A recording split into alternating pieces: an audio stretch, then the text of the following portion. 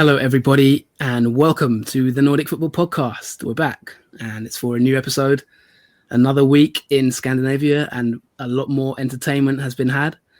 I'm joined, as ever, by my colleague and co-host, Steve Wyss. How you doing, Steve? J-Dog, how you doing?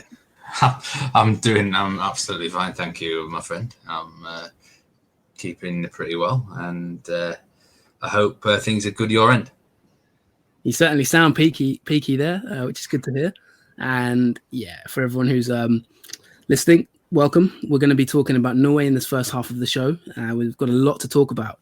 We're going to be featuring the best young talents in Norway and talking about some players who may be attractive to clubs in the coming window, the transfer window. We're going to be talking about Bodø Glimt. We're going to be talking about some European ties. And then we will also move on to Sweden and some big developments there.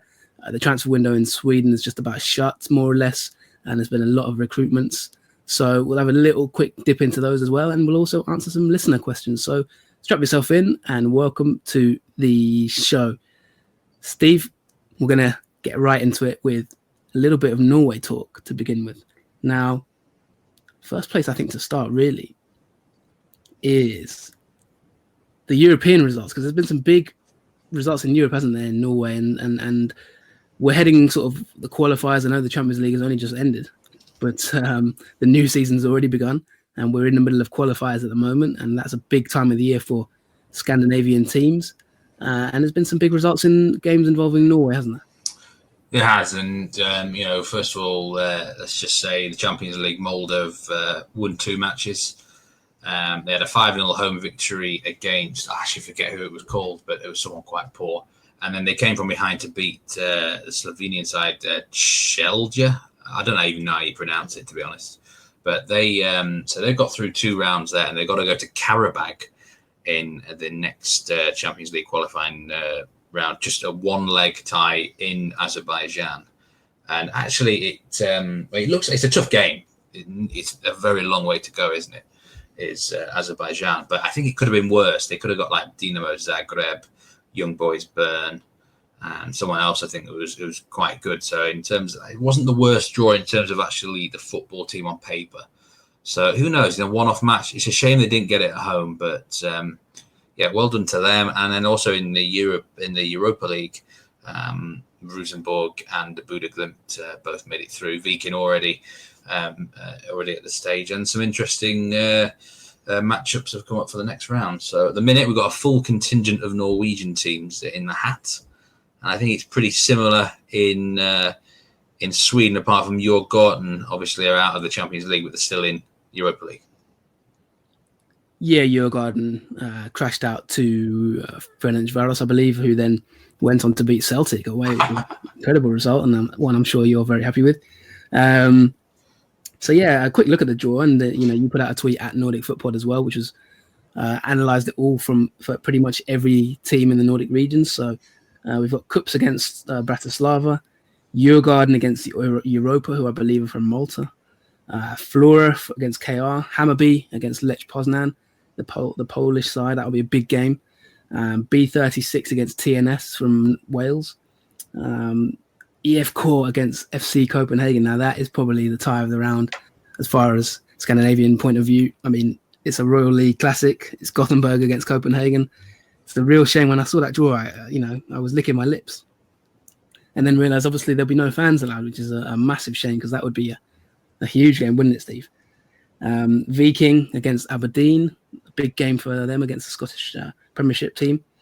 Ventspils against Rosenborg from the Latvian side. Bodø Glimt will play Zalgiris. Now, Bodø Glimt could have got Tottenham Hotspur or AC Milan, but they've got Zalgiris, so they may fancy the chances there, maybe to progress. And then the Hungarian outfit, Honved, against Malmo FF. So some big ties there. Any of them grab you there, Steve, that you'll be tuning in for maybe? Yeah, Viking Aberdeen definitely catches my eye, and I'm hoping that I'll be able to get... I do know a few Aberdeen... fans, actually, Scottish football experts. We maybe even get one of them as a guest on this podcast ahead of those games. But Honved and Malmo is interesting. You can't underestimate these Hungarian teams, can you? Look at Ferencvaros, and fair play to them. They beat Djurgården, and then they've gone to Celtic and won. I mean, sign me up. Where do I get their shirt? But I mean, B36 is still in the hat.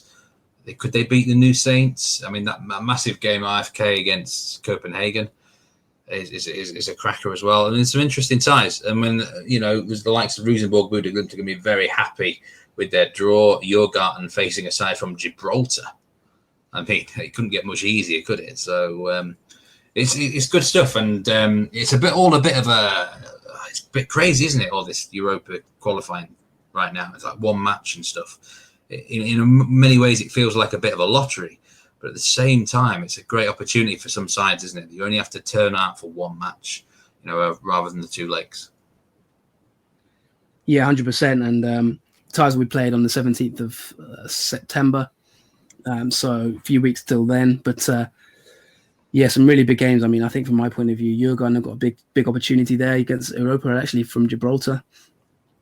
And there's some tasty ties all around. I mean, Shamrock Rovers away from obviously the Nordic region, but Shamrock Rovers against AC Milan is a huge game. That's ridiculous, isn't it? There's some really tasty ties here, and I think maybe the one-legged element to it probably does make them even more balanced. Imagine if Shamrock Rovers could beat AC Milan. What a shame it would be, behind closed doors. But in the context of it, do you know if any of these matches can have any fans at all, or UEFA rules like nothing? No, I don't think fans are allowed at this moment in time. But the point of that then, it means that obviously if it was a two-legged tie, Shamrock against AC Milan, you probably say they've got no chance. But one-legged tie in an empty stadium, you just never know. Although Zlatan Ibrahimovic may have something to say about that. But yeah, some really, really good-looking ties. I think EF FC Copenhagen is going to be fantastic. So that's the one I've definitely got my eye on. But a few weeks till then, so we will be talking about them and breaking it down, and we may even get one or two guests on. Steve, do you think Viking could knock out Aberdeen just quickly? Definitely, because Viking are just starting to show a bit more form recently. And I said all season they're kind of below, they're the lowest possible position they could be. They've just, a lot of things have gone against them, a lot of 50-50 matches. They just beat Molde in the league, and we'll talk about that soon. But they've got the attacking firepower to get them through against Aberdeen. I don't know an awful lot about Aberdeen, to be honest, right now. I think they're effectively the third best side in the SPL. But, I mean, how strong is the SPL right now? That's my question. I mean, Celtic obviously getting knocked out. I know Rangers had a decent run in Europe. So I think it can be very hit and miss what these Scottish sides are like. So I need to know more about it. But I think I've looked around Twitter, a lot of the different opinions. The general consensus is 50-50 game in Stavanger there. It could go either way. Yes, certainly one to tune in for. And moving on to teams in Norway, there's been a big managerial change, hasn't there? That's one of the next places to go to, and that's over at Aalesund. Yeah, I mean, this has to be touched on. I mean, this happened a week or so ago.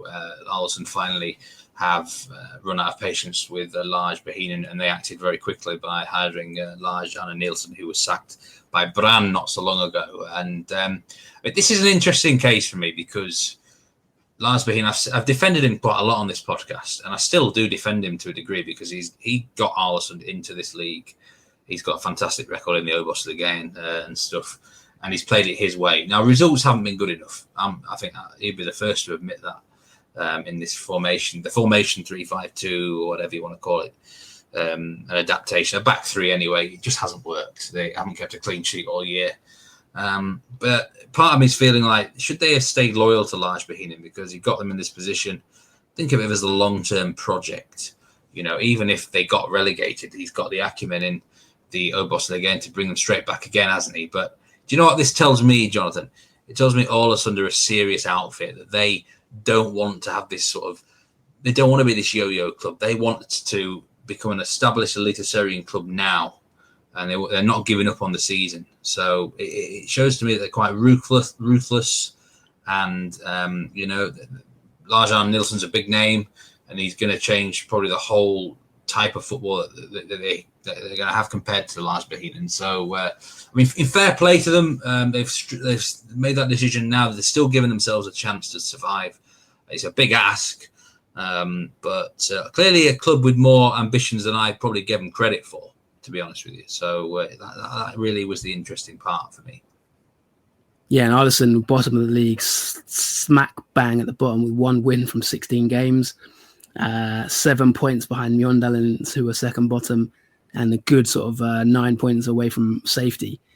I mean, what do you know about this new manager that can maybe encourage fans to think they could get out of it? Well, they've just lost against Start, which wasn't ideal. That was a match between the bottom two. But, Lars Arne Nilsen's only had roughly 5 days to get to know the squad. Now he's got a 2-week international break. Talked about him before. He's a good tactical manager. He will improve the defence of Aalesund, no doubt about it. Whether that's by coaching the players that are already there, whether he dips into the transfer market, he will. I think he's played in a 4-3-3 formation on Sunday against Start.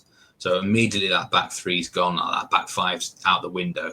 Standard flat back four, which I think will simplify things at the club. But Aalesund, he'll be working on trying to keep a clean sheet somewhere. Get the 1-0s in there, 2-0s, keeping it a bit tighter. So I expect a lot more improvement defensively. I think on the offensive point of view, they're going to have to find a different sort of identity as well. That's his problem, Lars Arne Nilsen.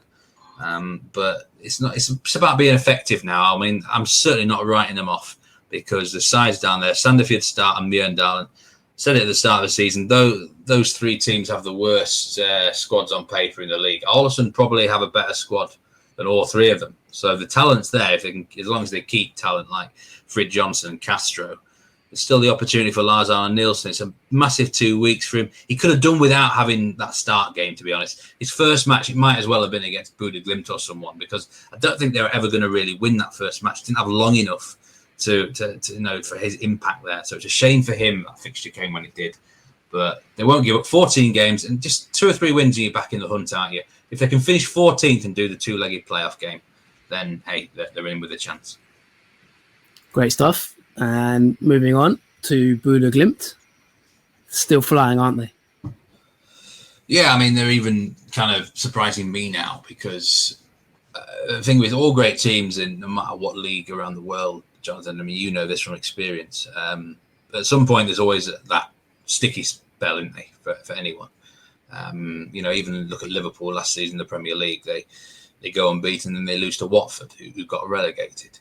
But Bodø Glimt have won 14 out of 16 games. There just doesn't seem to be any sign of that slump. And do you know what? It kind of hit me at the weekend that there not going to be many games now where they get outplayed in. And it reminds me very similar to, I'm a Leeds fan. And the last 2 years under Marcelo Bielsa, I can probably count on one hand the amount of times where Leeds were legitimately outplayed in terms of game flow, pattern, stuff like that. You know what I mean? Yes, there was plenty of times we actually dropped points, but you couldn't actually say many teams outplayed us. I think Bodø Glimt are literally at that level in Norway now. They are so dominant in their matches that it's going to take the opposition basically getting a lot of luck, taking their chances and just hoping Bodø Glimt have a bad day themselves.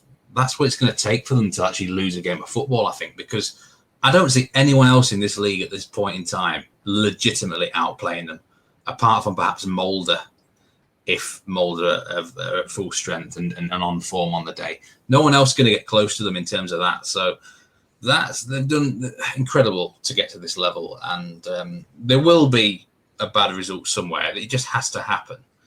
But it may be at a time where they've already won the league, or it's just too late. They're 10 points clear. They've got a game in hand. If they blow it from here, it doesn't look like they're going to blow it from here. Yeah, I mean, they haven't lost a game yet this season. I mean, could they even go unbeaten? Could they go a whole season unbeaten? And is there any precedent for that in recent years? They could. I mean, I think Rosenborg only lost 1 game in one of the title seasons recently, or maybe 2. I mean, it's possible. Like I said, no one's going to outplay them, Jonathan. But I know from footballing experience, there's always a game or two, isn't there, where just nothing goes right and they don't score a goal, like the opposition keeper has an amazing day or something along those lines. Like every chance that the opposition have, they take. That will come along somewhere. And of course, it's going to get colder in the winter. Can they do it on a grass pitch away from home in November, December? I mean, I don't even know what their fixtures are, but there will be some difficult games for them. So to go unbeaten is asking a lot. It's feasible though, because like I said, they're so much better than anyone else at the minute. They've built a credible squad, which will probably be decimated at some point. Teams are going to come knocking on doors to Bodø Glimt, probably end of the season or whatever. But there's a chance they could be unbeaten. I don't think it will happen. Like I said, there's a law of averages say something will go wrong eventually. But hell of a side that it's a crazily good football team. Yeah, and just to put into context how much better they are than everyone else, they're the best in the league for goals scored. They're the best in the league for expected goals. They're the best in the league for expected goals against, fewest goals expected against them. They're the best in the league for the shots, 265 shots total. Next is 243, which is Molde. They're the best in the league for 1v1 dribbling, 554 successful dribbles to the second best, 491, which is Rosenborg. They're the best in the league for touches in the penalty area, 487. The next best is 431. I mean, this is a team who is the best in the league pretty much in every metric you want to go. What are they not best in the league? I think that's what you got to ask the question of. I watched the game, Sarpsborg against Bodø Glimt at the weekend. Bodø Glimt won it 3-0. And Sarpsborg have actually played them pretty hard twice, I think. They only lost 2-1 in the reverse fixture. And the 3-0 at home, I know it sounds bad, but that's actually quite good compared to most teams. And the way Sarpsborg are doing, Mickey Stara basically just tried to frustrate them by keeping a line quite deep, looking to counter-attack. They weren't far off, 0-0, they actually had a couple of chances on the break, and if they'd scored that, the chances there, who knows? The goalkeeper, the Bodø Glimt keeper, who is actually the backup, because Smits has been injured. He came on the bench at the weekend, but Nikita Kaikin, who, I'll be honest, I don't think he's that good, really, but he had a really good game on Sunday. Probably never have such a good game again, but he made some big saves at crucial time. And but Sarpsborg, good, give them credit. They had a good tactical game plan. I've talked about before how teams should play against Bodø Glimt, and they weren't far off how I think they should happen. But just at the end of the day, if a good side plays well, there's nothing much you can do about it, Jonathan. And that's what happened. They are the best team in the league by some distance, and you only have to look at the table really to see that. So let's move on. Bodø Glimt looking very, very good, and we've talked about them quite a lot this season. The transfer window is coming. We've already had it in Sweden, which we'll talk about in part 2. We'll talk about some of the signings, but in Norway, the window is about to open. It's a bit of a later window in Norway this year. And there's been a really good blog by Eurosport, in fact, a guy called Joachim Jonsson, which we're going to sort of touch on now, Steve, because I think one of the talking points this season really, and in general, is the rise of Norwegian talents and talents in Eliteserien in general. I mean, there's been a lot of conversation. I've seen a lot of Twitter threads, and there's been a lot of talk, hasn't there, in recent times. This, particularly, I think this season or in the last year or so, maybe since the emergence of Erling Braut Haaland and to a lesser extent Hakon Evjen, there's been a real focus on Norway, hasn't there? I've noticed it from people I speak to in the game who have told me they've started to scout the region. I think as a podcast, we probably noticed it a little bit with the, numbers are sort of swelling in terms of followers, aren't they, a little bit? So we're going to dedicate a little bit of time now in this section to looking at some of the hot talents in the league.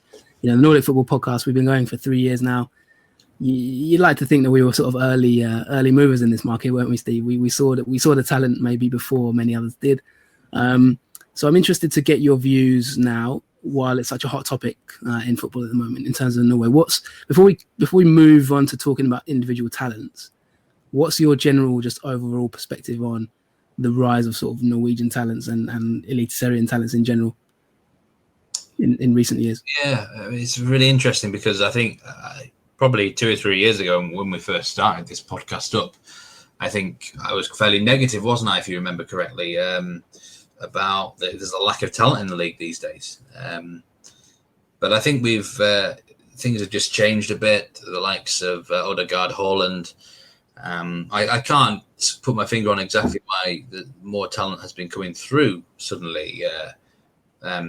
in this sort of window, like you call it, like golden generation. Potentially, this could become for Norwegian players and clubs. But I followed this league for nearly 2 decades now, and there's always, back in the day, used to be good young talents coming through because the league standard was quite good. And I think just gradually, sort of last 12 to 18 months, the Eliteserien has improved in quality again. It's still not at the levels we'd ideally like it at, but it's become a decent sort of footing place for players to come. Not necessarily Norwegian players themselves, but from other nationalities as well. Obviously, it's helped the rise of Bodø Glimt in the last sort of 18 months. That's a big part of it as well. But it's an encouraging period for both Norwegian players, Norwegian football again. It feels like it's on the rise. Feels like Scandinavia is more in the limelight again. Sometimes it just takes that one player, doesn't it? Like Bra Haaland, in a weird sort of way. It kind of raises everyone else's games, if you know what I mean. It gives them the motivation, the belief that maybe, hey, we can make something of our careers as well at a big level. And I think that was obviously he's a big reason why there's a lot more. Let's say the limelight's on there, but it's an encouraging thing. The trends are on the up, and there's plenty of hot talent there, mate. Yeah, and of course, one of the main places to start, and if we look at individual talents, we've done a Y Scout blog, obviously, early in the season. I think it was April or May, which you've identified sort of 4 or 5 players. Some of them are touched upon in this blog by Eurosport. What I'm going to do in this section is just run through a few names, and people who are listening, maybe they can sort of give their opinion on these players as well. But we're going to ask the expert, obviously, Meat Man Soccer, and run through some players who may be on the radar of bigger clubs this summer, or even potentially, going forward in the remainder of the season. But what I'm going to do is I'm going to run through some names. How we're going to do this section is I'm going to throw some names at you, Steve.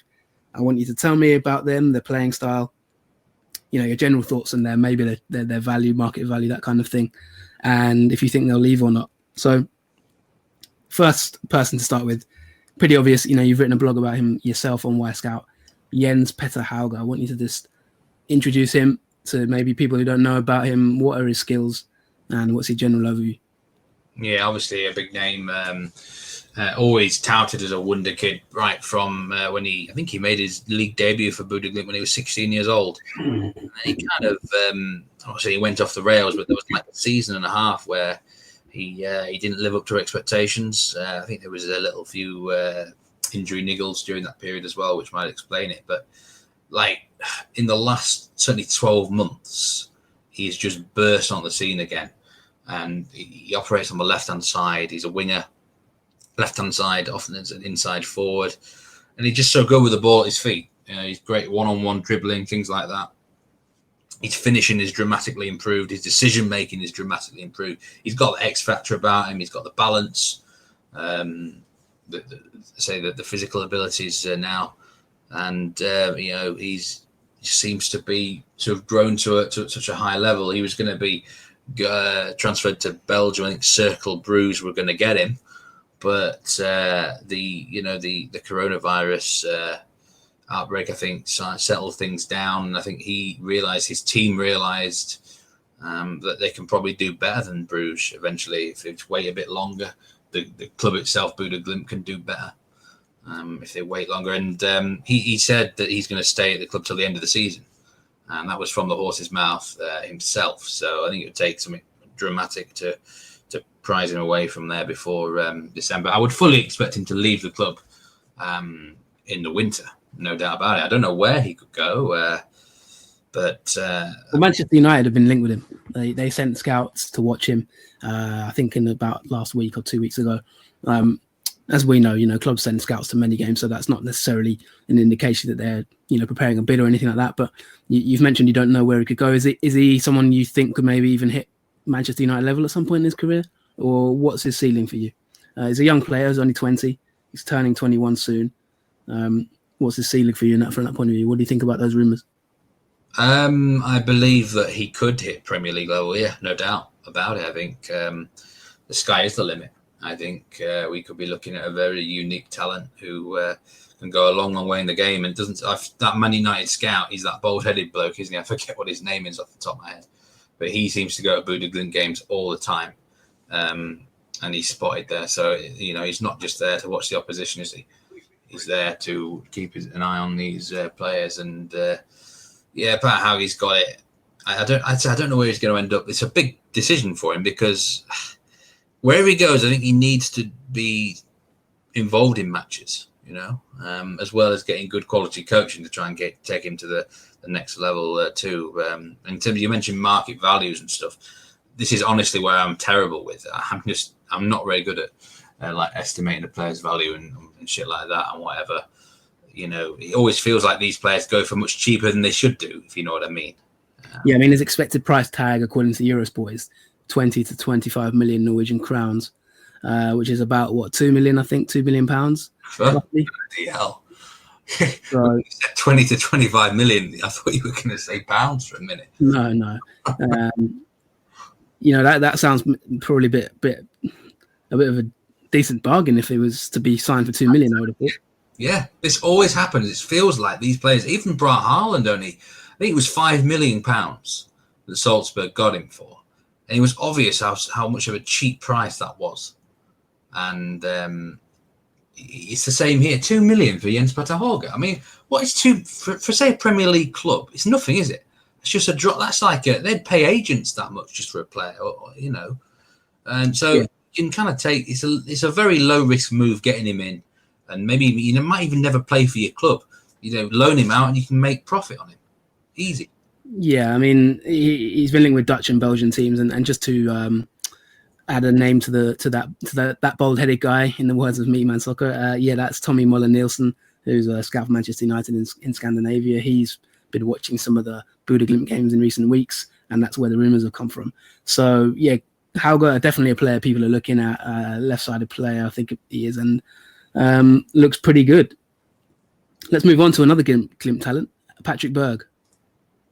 Yeah, I mean, Berg is this defensive midfielder or a central midfielder, sort of deeper role for Bodø Glimt, and a lot of people reckon that he's sort of been their best player this season. I wouldn't necessarily go that far. He's probably the most important player in terms of the role he does to the team, though, and he's got great intelligence, I think, and also technical ability. He's good on the ball. He can pass it, loads of sort of different types of pass. Variety there, good vision. And, this season he's chipped in with a few goals as well. Those who've seen him on the long free kicks, he has this nice little style where he just keeps it low, has a knack of finding it through the wall and very hard for the goalkeeper to save. So he's added a few goals to his repertoire. Last season he was unfortunately injured, I think 3 months injured, which didn't help his cause. And I think he kind of went under the radar really heading into the season. But he's been fantastic for them. He's a bit older than Jens Petter Hauge. He's 22, Berg, or nearly 22. 23, yeah. So he's a bit older, and sometimes players develop at different age, don't they? I mean, Berg for me, what sort of level he could reach, I'm not entirely sure. I don't think he's got as much natural ability as someone like Jens Petter Hauge, but mentally, physically as well, you could. Maybe beef off a bit, but no doubt was a good talent there. He works so well in the Bodø Glimt system, but he could probably go at the end of the season as well. I don't know. I think this whole team, there could be offers in for them. It's a question of what the club want to let go, really. Yeah, actually, I'm wrong there. He's 22. Sorry, so that's my mistranslation of some Norwegian. But he will be 23 at the end of this year. As you said, he's been linked with big clubs, maybe not as big as maybe Jens Hauge in that sense, but definitely one who's being looked at. I find it just crazy how Bodø Glimt have so many talented young players. We had Asmund Bjorkan on the podcast recently, but it still staggers me just how they seem to have just come across this sort of golden era of talent that they've put together. Let's move on to another one. You've talked, I think, Emil Bohunin will leave because we've written about him on the Y-Scout blog, so check out that and follow us on Twitter at Nordic Footpod for links to our Y-Scout blogs, which come out regularly. I'm going to ask you about a different player now. We also talked about Aaron Donham. You've written about him in the past. Aaron Donham is a player at Vålerenga. He's linked with a lot of clubs in this upcoming window. Going to leave him. Philip Zinkernagel, we've talked about the Zink as well, another Bodø Glimt talent. We may touch on him slightly, but I want to ask you about a player called Josh Kitolano. What's your thoughts on him? Yeah, odd player. Yeah, this I think the biggest strength of Kitolano is probably his physicals. He's got high energy and good pace about him. You know, he's a very versatile player as well. I mean, on my database spreadsheets that I use, I have him down primary positions, secondary positions, tertiary positions for players.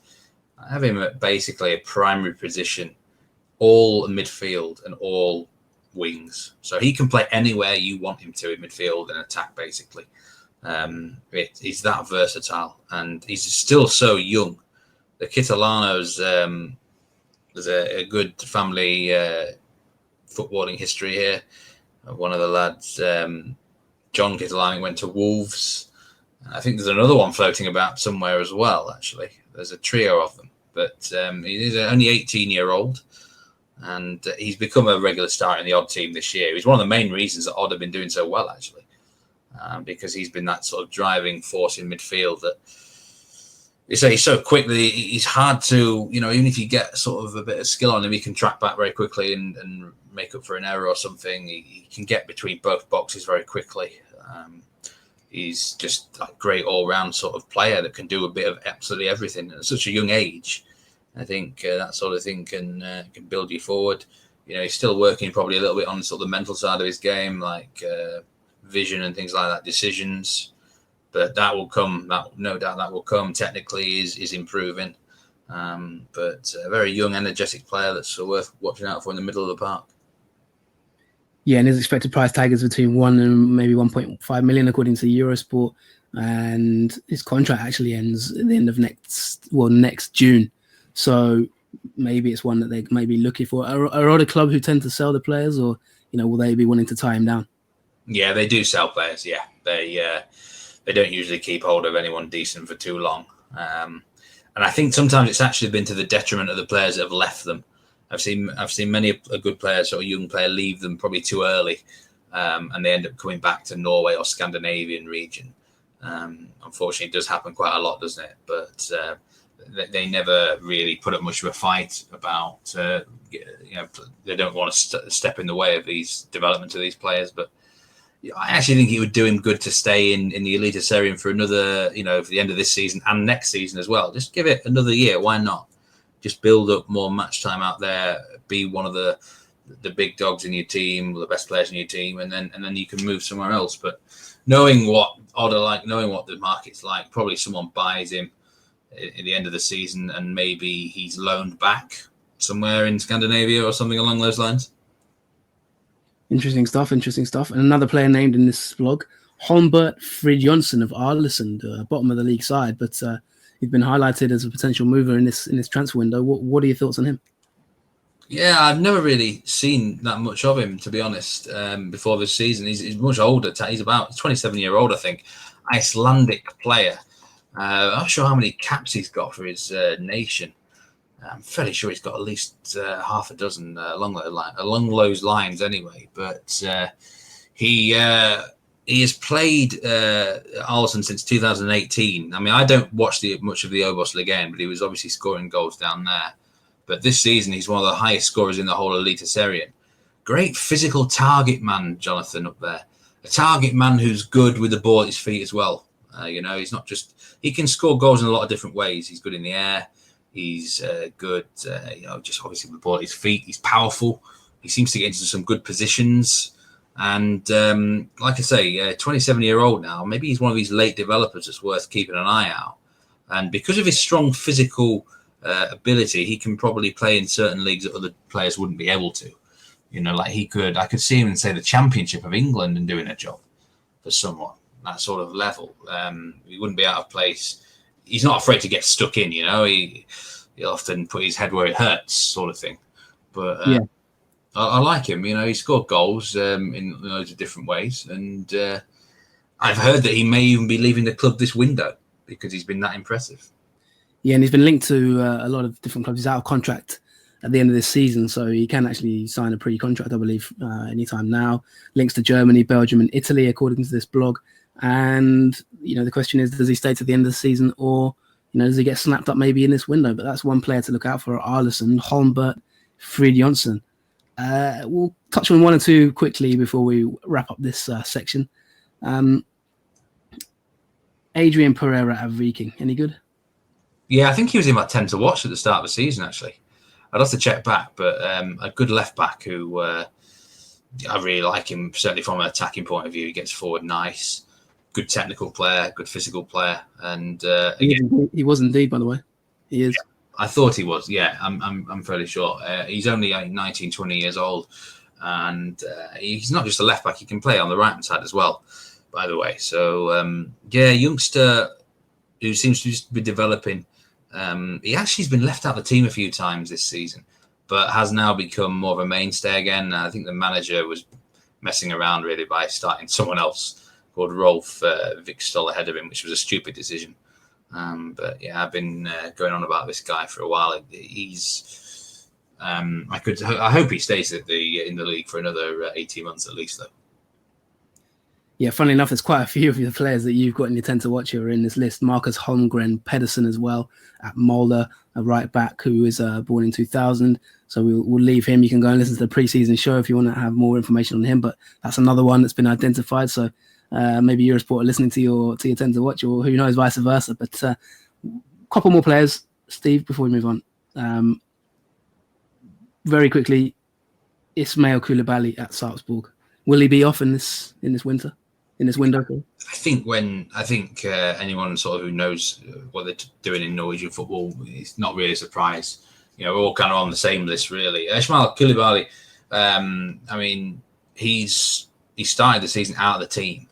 He's a midfielder at Salzburg, just to put it simply there. He can also play other positions, like anywhere, sort of left-hand side, wings, even up front. Actually, he's a good all-round player, physical talent.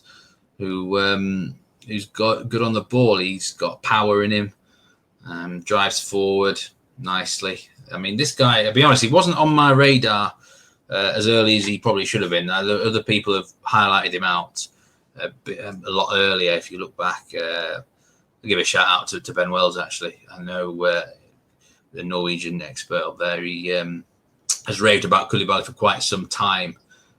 And rightly so. He's come in and made a massive difference since he became a regular starter this season. And yeah, he's not going to last long, I don't think. If he could move this window, certainly end of the season job for Salzburg. They're the sort of side, they're never going to stand in the way of anyone either, really.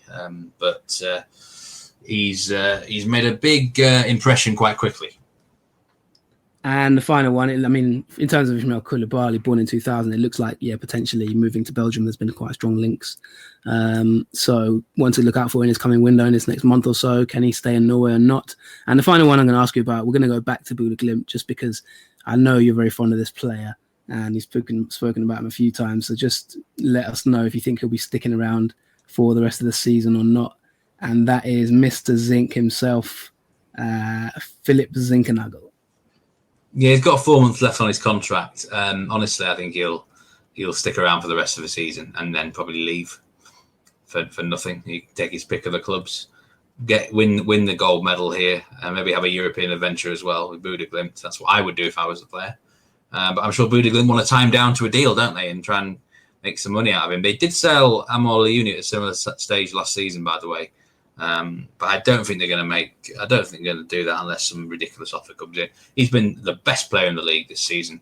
Absolutely amazing player. He's top of so many categories. It's crazy. Brilliant stuff. Thanks for that. So anyone who's listening, of course, we bring you players in focus every week on the show. We had 2 in the last episode that you can go back and listen to. But for this week, it's a Norwegian special. So that is your player in focus for the week. And there's plenty there. It's a really exciting time for people who like the Norwegian league because of so many talents like the ones just mentioned. Let's take a break now. And when we come back in part 2, we'll be discussing the transfer window in Sweden, which is just slammed shut in the words of Jim White. And we'll talk about some of the latest results as well and what's going on in Allsvenskan. So Join us after this short break.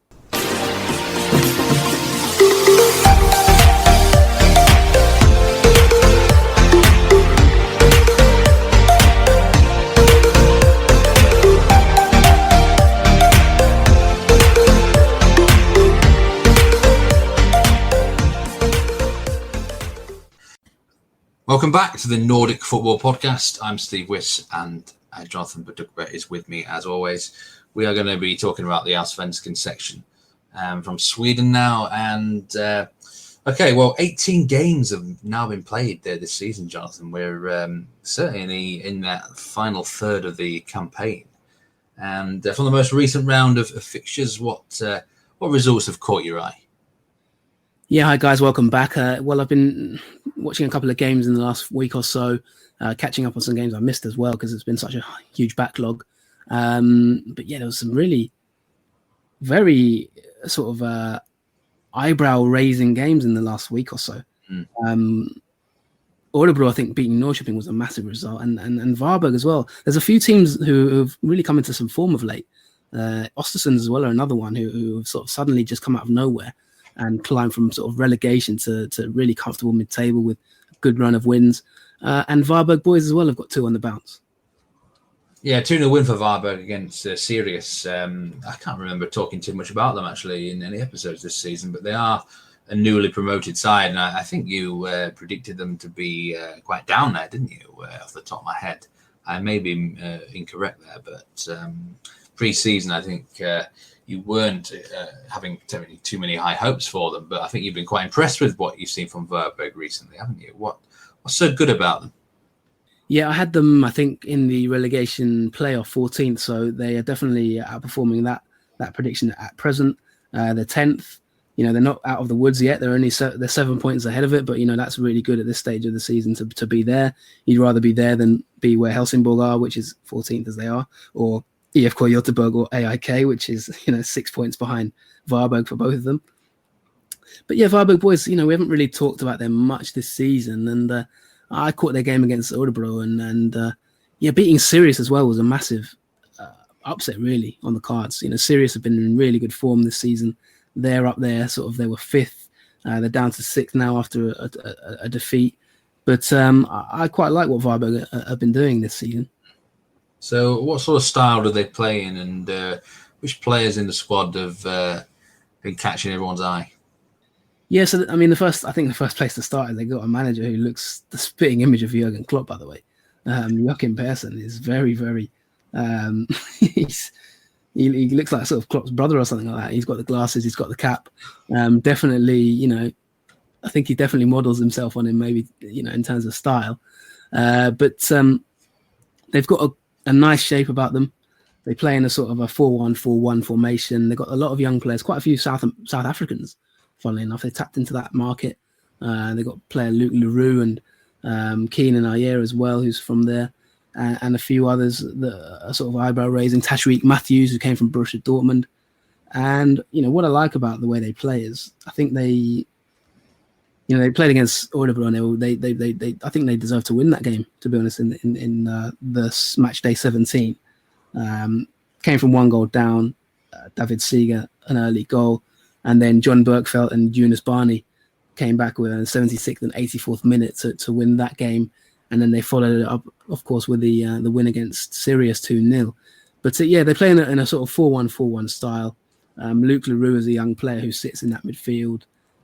They've got a striker in Astrid Selmani who's been looked at by a lot of clubs. I think there's been links with Dutch clubs. He's a sort of versatile forward who he's a little bit kind of like maybe I'm trying to think of a similar player, maybe who's the lad at Rosenborg? His name has completely lost me. Who was at Östersund? I've completely lost my mind. Yeah, kind of a similar sort of. He reminds me a bit of Mitrovic or someone like that, Selmani. He's definitely one to look out for up front for Varberg. But I tell you what, Steve, there's one player who is pretty unexpected at this moment in time, who is running the show at Varberg, and that is Jonas Barney. Now, he was at IFK Göteborg. He's a bit of a veteran, so normally I like to talk about young talents, but this is a bit of an older talent. He's 30. IFK. He started the season at IFK and was kind of let go. there wasn't really an agreement on a new contract, and he kind of walked out for free and went to Varberg Boys on a free transfer. And he's wearing the number 89 shirt, and I was really, really impressed with him at Varberg against Örebro. He's given a free role in the team. He basically, in that 4-1-4-1 system, he's got the license. You've got the sitting midfielder there in the defensive midfield, and then the 4 across the midfield.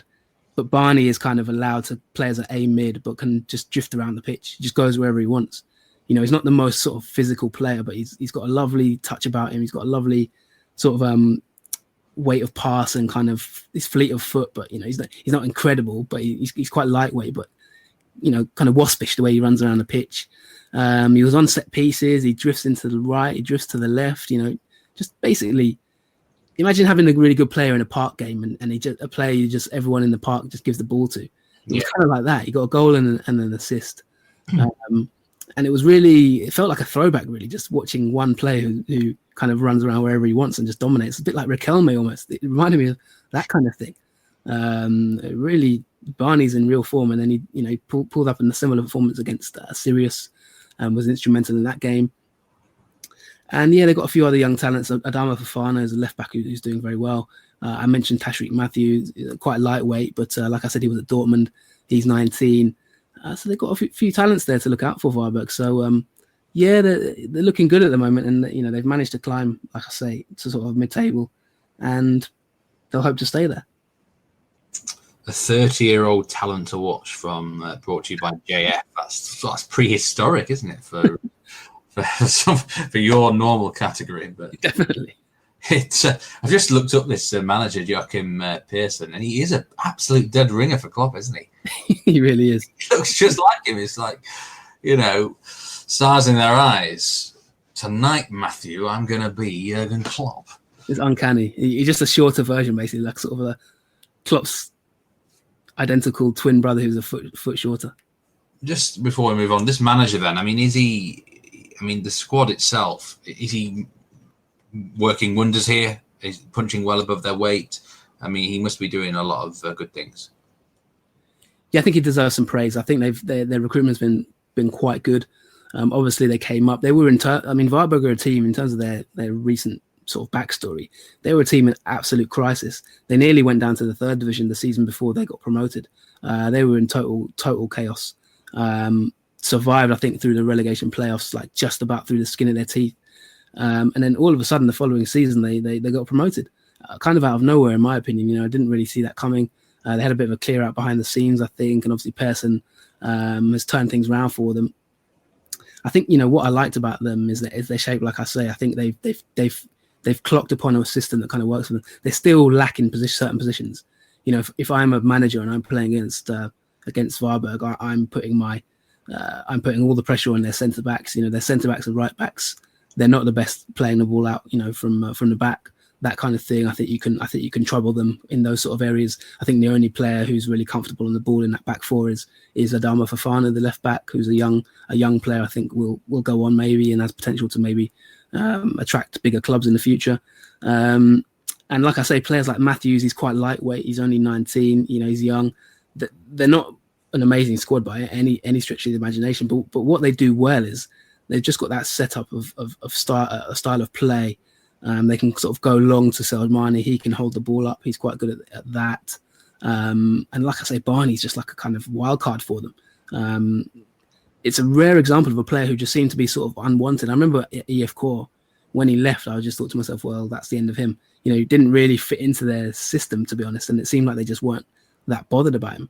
But like I say, he's sort of turned into a revelation for Varberg and is doing really well for them. So I think Pearson deserves a lot of praise. But I think also some of the players who have come in, the likes of Barney, Luke Leroux as well, I think, is a young defensive midfielder who he looks to have a little bit about him there, who could improve as well in years to come. So they've got a little bit, a few talents there that could improve as well.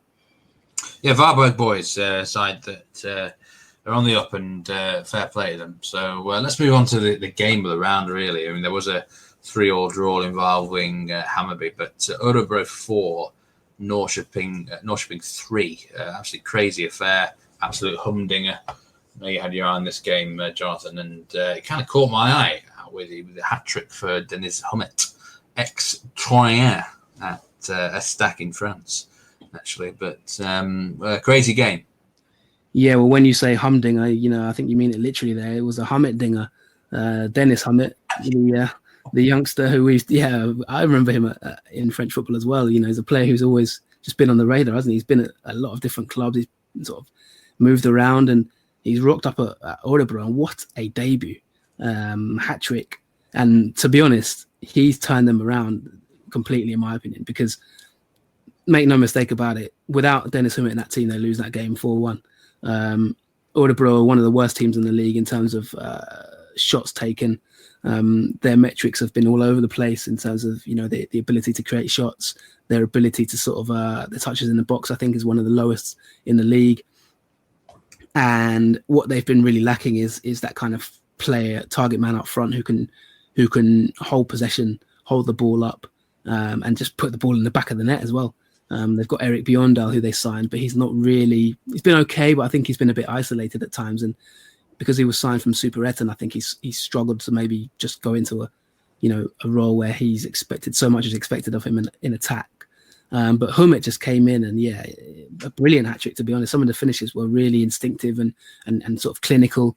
But it was a game of two just terrible defenses, really. I think that's, that when I was watching it, I was thinking of Jose Mourinho, because, like for a spectator, a game that is good is usually a game that a manager would tear his hair out, isn't it? It's completely, the tables are completely turned, isn't it?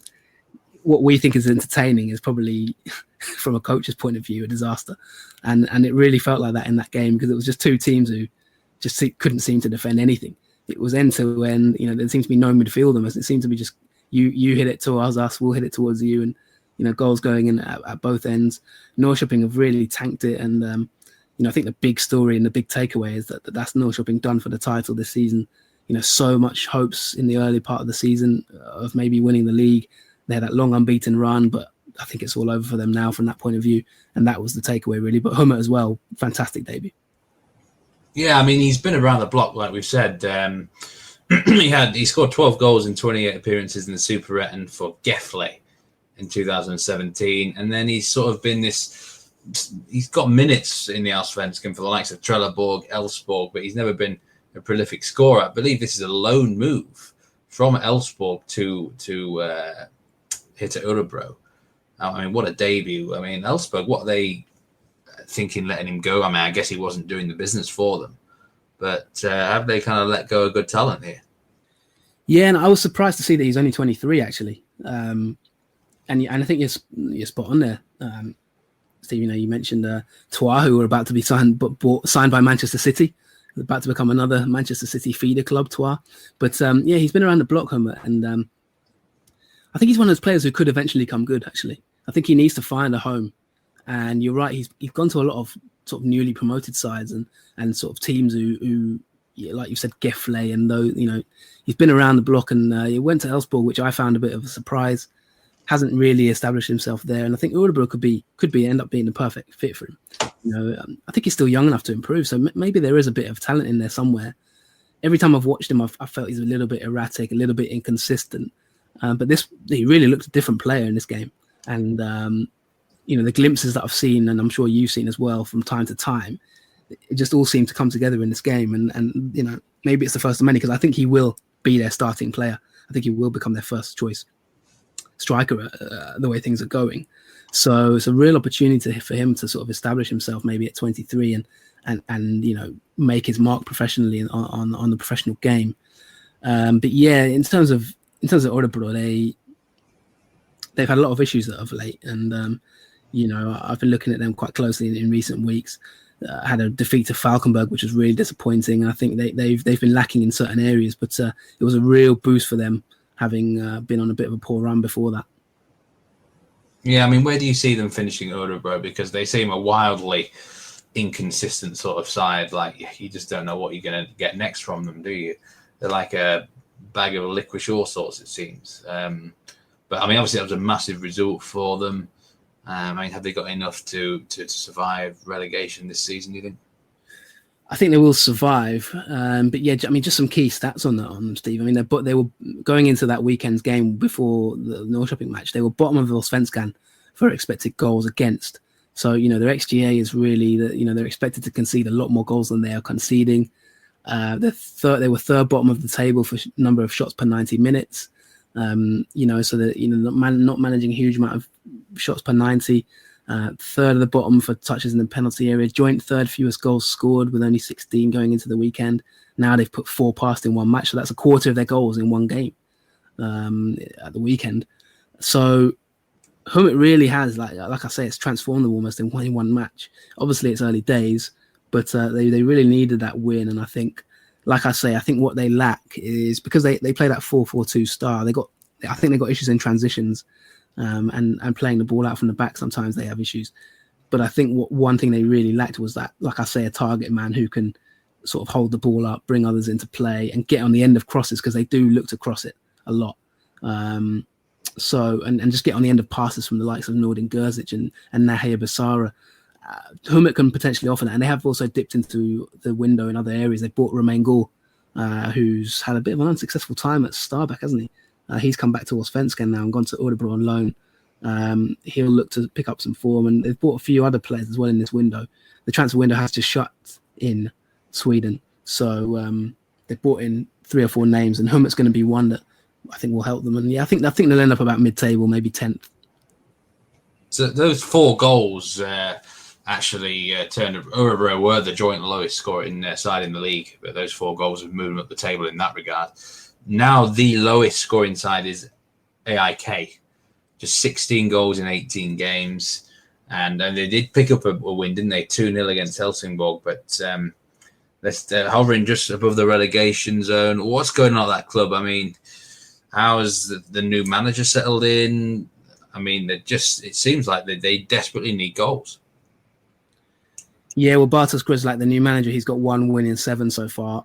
So it's not going really amazingly well, to be honest, in terms of what they might expect. I've got a big Wisecout blog coming this month about them. So keep an eye out for that. Hopefully it should be published in the coming days. Maybe by the time you listen to this or that week, it will be out. But they've done a real deep dive. They could seriously be in relegation trouble. And nothing has changed since I said that. This window's open, they've signed some players, but it's not by any stretch of the imagination out of question that they could go down. I think they're just lucky that there's Kalmar having a terrible season and also Falkenberg there who, I think they'll go down. And then you've got Helsingborg as well having a really bad season. So if it wasn't for those 3 terrible teams, AIK and EFK could be in real trouble. AIK are just one of those teams, their shape and balance is just all wrong. I watched the Elfsborg game. They're just... I wonder, and I touched on this in the Wisecout blog, I won't give too much away, but I wonder if it really made sense getting rid of Rikard Norling. But just from the point of view of, I think they're now trapped between a rock and a hard place. They're trapped between this whole new system that they wanted to play, and then they've abandoned it and they've gone back to their old system. And I think they're stuck in between 2 of them. The Elfsborg game is a great example of that. They got a high line, a ridiculously high line. They've got defenders who aren't that quick, centre-backs who aren't that quick. But then they've got no pressure on the ball. They are one of the best teams at pressing in the league. But in this game in particular, they had no real pressing from the front. The midfield is still just a chasm of space. The wing-backs push up so high that there's massive corridors either side of their centre-backs. It's just all not working for them at the moment. And the biggest thing about it, like you say, they're not scoring goals. They're not creating enough chances to score. And when they do create chances, they're not taking them. So Häcken beat them at the weekend. And they've got in their 12 remaining games, they've got some big matches as well. So, I think they'll just about be all right. But they really do need to be careful at AIK because they're only 3 points above it. They last went down in 2004. And who knows, it's not completely out of the question that they could go down again. The next 2 games are Sirius away, Malmo away, and then they've got Hammarby at home. They lose those 3, and you're really looking up against it. A lot of it depends, can Kalmar and Helsingborg pick up form? Because they may just get away with it because those 2 teams are so bad. But, tough times for AIK. Well, Kalmar, it feels like they've been on this tightrope for years, like threatening to get in this bottom three, and they always survive by the skin of their teeth or whatever, or they just about do enough. But it seems like they are very poor this year. But they signed a Brazilian, I do believe, Jonathan, and they do have a habit of getting these sort of exotic, random transfers in the last few seasons, and not much has changed. Yeah, well, I don't know if you're a fan of walnuts, Steve. I do. I like nuts. Yeah, you might be a fan of walnuts. I know some people are fans of sort of macadamia nuts, maybe. Kalmar are certainly fans of Brazil nuts, that's for sure, because every 6 months, it seems, they wheel in a player from Brazil out of nowhere. The latest player to come in is Jaja. He's come back, actually, because he played for Kalmar before in 2018, I think it was. I actually laugh when I see Kalmar sign Brazilians now, because I just don't know. I don't know who it is who's bringing in these random Brazilians, because, I can remember they signed someone called Rooney. They signed someone called, I've laughed about it before on this podcast, but the Brazilian, the train from Brazil to Kalmar must be a regular one, because, they've brought in Jaja to try and rescue them. He's come in, Jar Jar Binks. He's come in and said, "I had a really good time, my first time at Kalmar." during which time he made 3 appearances, by the way. But he's come back and said, "I had a really good time, and now I'm looking forward to coming back, and I'm happy to be given this opportunity." So they've gone and picked him up. His last club was Flamengo.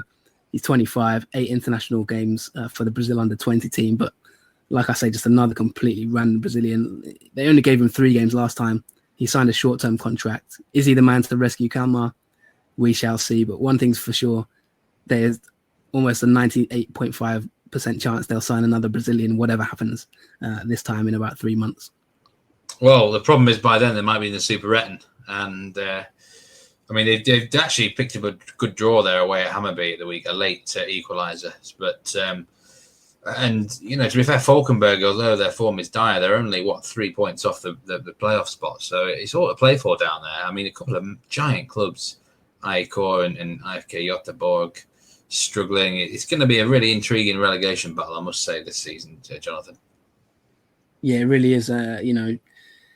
If Helsingborg can pick up form, then I think AIK and IFK are going to have things to worry about. The transfer window's changed some things, because both of them have signed players. AIK made 4 signings.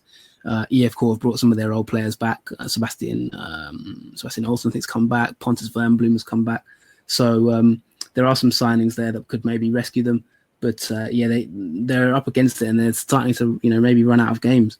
It's certainly not a done deal, that's for sure. IFK have got Hammarby this weekend, and Sirius AIK, like I say, is going to be a big one.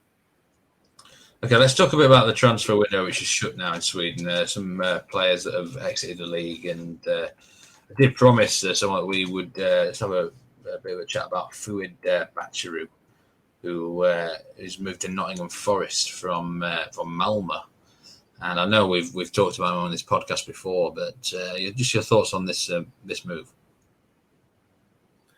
I think it's a really good move for all parties. I'm really happy for him. I think Fuad Bachiru deserves a big move. At 30 years old, you're not going to get too many more big moves in your career. So I think for him, I'm delighted. I think by all accounts, he's a really nice guy, just a really good person to have around in the dressing room, and a sort of really dedicated player. He's played at Greenock Morton in Scotland in the past. And I think, he was part of the Östersund side, of course, that did so well in the Europa League under Graham Potter. Got his big move to Malmo after that, and has been there. And I think he's been really, really good at Malmo. He's a ball-winning sort of midfielder. He makes recoveries. He makes counter-pressing recoveries. Good passer of the ball. He gets himself about. People have called him the sort of Allsvenskan Kante type thing. I'm not entirely sure he's as similar player. I think he's a little bit more physically robust. Maybe not quite as maybe dynamic maybe as Kante, but sort of similar. He's got that kind of almost a sort of boxer's type build in a sense, like a sort of a middleweight boxer or something. He's got quite a stocky build about him. I think Forest fans seem to be really happy about it. And the question for Malmo, Malmo have moved Lewicki into midfield, so they might not even miss him too much. They're really cruising at the moment in the league and doing really well. It looks like they're almost nailed on to win the title now. So I think for all parties, it's a good move. My big question probably would be, can he just make that step up to the physicality of the Championship? Because it is a different ball game. I think there's 46 games in a COVID season where you're going to be playing a lot of matches. I think that's my one question mark. Can he just thrive? I think he can handle it, but can he thrive and really stand out in the Championship? That's the question. I'll be keeping a close eye on it because, like I say, from what I hear, he's a lovely guy. Yeah, good luck to him, and be interesting to see if he can step up there to the Championship. I just want to touch on Roman Gaul. We briefly mentioned it. Things just did not work out at Stabæk. For whatever reason, I can't put my finger on it. I'm starting to think that maybe Gaul is perhaps a bit of a bad egg, if you know what I mean. Certainly, whether it's off the field, whether there's something in training that's not working out, but he just can't settle anywhere, it doesn't seem, and at the moment. But I mean, good luck to him at Örebro, and maybe him and Hümmet can sort of maybe they've got a chip on the shoulder that they can make something out of it, you know. But and some other players I just want to talk about. Kjartansson, who has moved to Vålerenga, and I mean, obviously he played for Vålerenga before. I think it's 2014. He had a hell of a year there. He scored nearly 30 goals. I mean, he was last seen in Scandinavia at Hammarby, where he was doing the business, wasn't he, Jonathan? What are your thoughts of him last season there? Well, it nearly caused a diplomatic incident, his transfer, because Hammarby fans were absolutely furious about it. You know, he was close to rejoining Hammarby, and it didn't go through. And you know, for anyone who follows us on Twitter at Nordic Football, we did tweet a video because it was one of the most bizarre press conference unveilings I think I've ever seen, where a journalist started reading out questions to Kjartansson from tweets that have been made by angry Hammarby fans, upset that he ditched them at the last minute to go back to Vålerenga. I mean, you need to see this video because it is bizarre. They ask him all kinds of questions. Some of them can't really repeat on this show. You know, it's a family show, and they were really like basically reading out loads of insults from Twitter to the player and asking him what he thinks about it.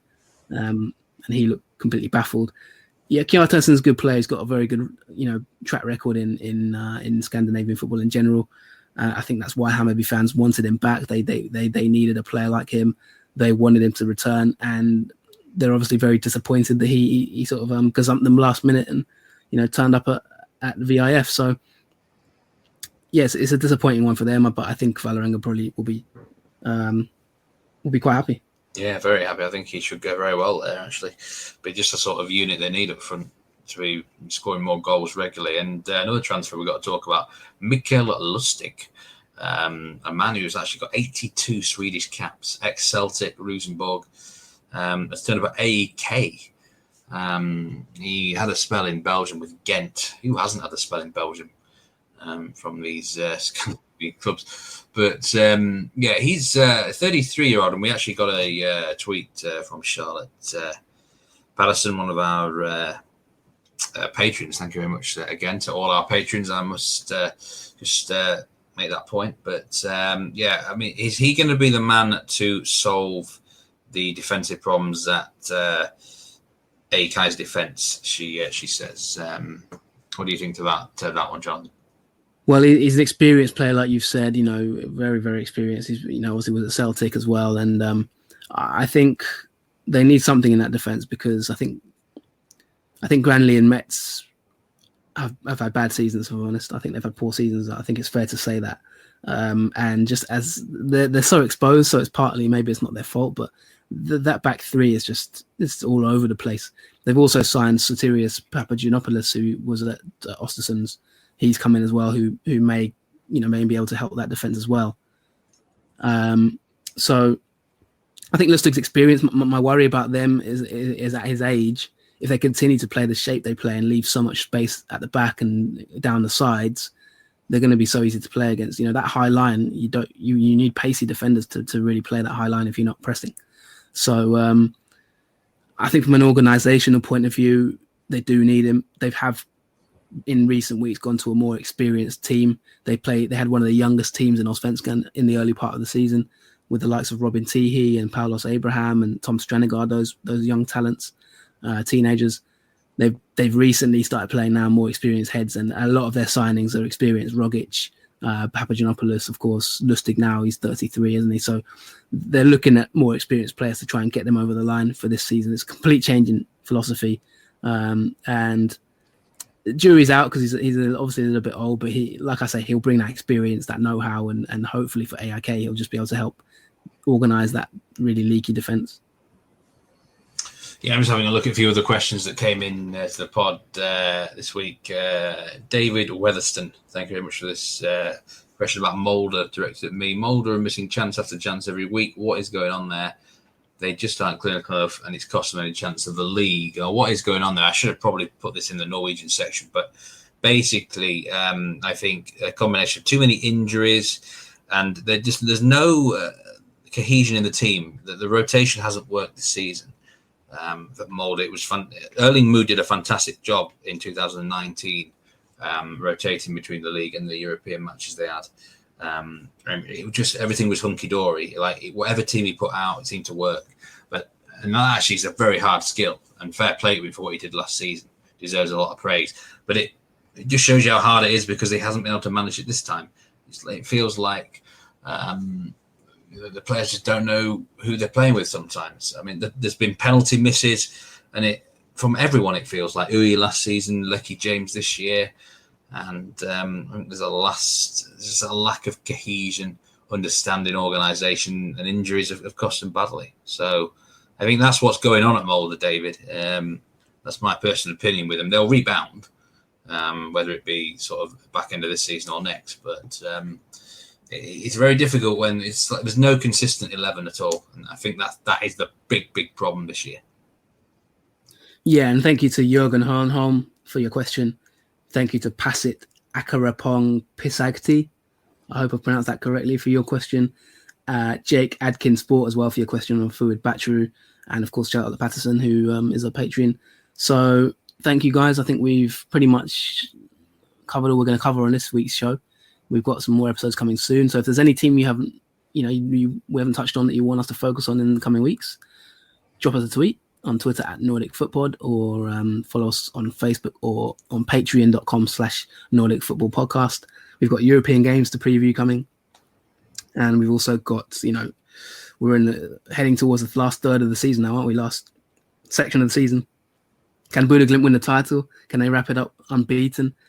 Can Malmo see off the job? Will AIK or EF Cork go down? Who's going to make it through those Europa League qualifiers? There's all kinds of questions to ask, and we'll be talking about them in the weeks to come on Nordic Football Podcast. So follow me on Twitter at JFFootball, FUTBOL. Follow Steve Wyss at Meatman Soccer on Twitter as well for more opinions as the week goes by. But for now, I think we're pretty much done, aren't we, Steve, for this episode? Yeah, that's it. Thanks very much for listening, everyone. Appreciate it. Keep the questions coming in, keeping the interactions with us on Twitter and stuff. But from this edition, it's goodbye from me. Yeah, and before I say bye, actually, thank you to everyone who follows us, by the way, because we smashed the 2,000 followers mark now on Twitter. So bit of a milestone, wasn't it, Steve? I had a little cheeky beer to celebrate. I don't know about you. Yeah, cheeky steak, as you do. Yeah, but it shows the sign of growth, and I think it's decent. So thank you to everyone who's followed us in recent weeks, and I hope you are enjoying it. And we will continue to bring you more content as the weeks go by. Yeah, well, take care, everyone. Stay safe, and we'll see you very soon for the next episode. Goodbye. Bye, everyone.